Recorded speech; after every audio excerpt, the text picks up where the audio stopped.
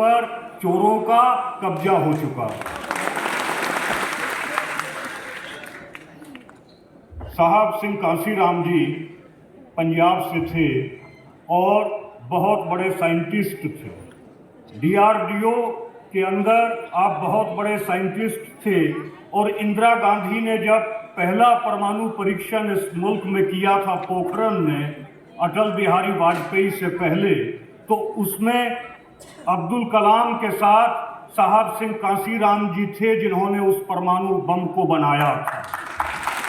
लेकिन महाराष्ट्र के अंदर जब दीना भाना जी ने अपनी व्यथा सुनाई तो साहब कांसीराम जी को बात समझ में आई और उनको ये समझ में आया कि ये जो बम हमने बनाया है, इस बम का इस्तेमाल हमारे दुश्मन कर रहे हैं, तो अब हम दोबारा से जो है परमाणु बम बनाएंगे। और DS-4 का उन्होंने बारूद तैयार किया, बम सेफ का पलीता लगाया और उत्तर प्रदेश के अंदर जो है उस परमाणु बम का परीक्षण किया।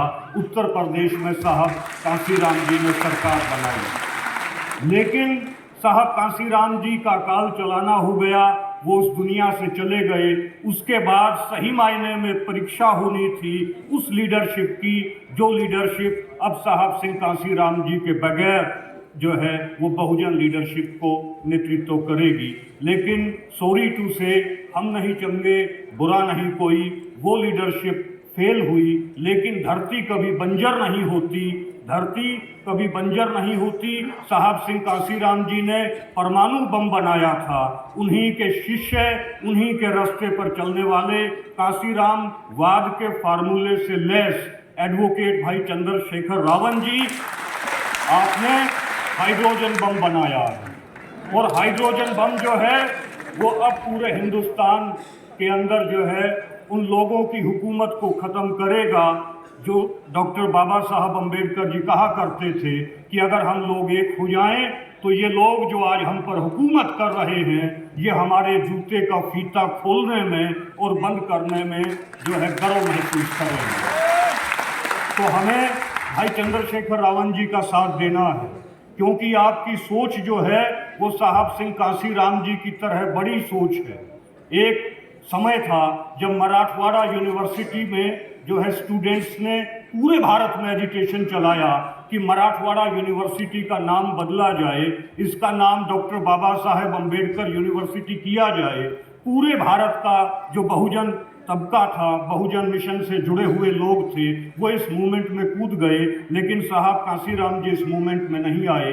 जब उनसे पूछा गया कि आप मराठवाड़ा यूनिवर्सिटी का नाम बदलने की मूवमेंट में क्यों नहीं आ रहे, कि इसका नाम डॉक्टर बाबा साहब भीमराव अंबेडकर होना चाहिए, तो साहब सिंह कांसीराम जी ने कहा कि मैं इन छोटी लड़ाइयों में अपनी जो है एनर्जी वेस्ट नहीं करूंगा। हमारा जो टारगेट है वो भारत पर हुकूमत करना है। और जिस दिन हमारा राज कायम हो गया, उस दिन हम न जाने कितनी यूनिवर्सिटीज़ इस देश में बना देंगे और कितनी यूनिवर्सिटीज़ के हम लोग नाम बदल देंगे। इसी तरीके से एक बार चीनी का रेट जो है वो 16 रुपये हो गया, तो पूरे देश में मूवमेंट हुई कि चीनी का रेट जो है वो बढ़ गया है, महंगाई के खिलाफ मूवमेंट हुई। साहब सिंह कांसीराम जी इस मूवमेंट में नहीं आए। जब उनसे पूछा कि आप इस चीनी के बढ़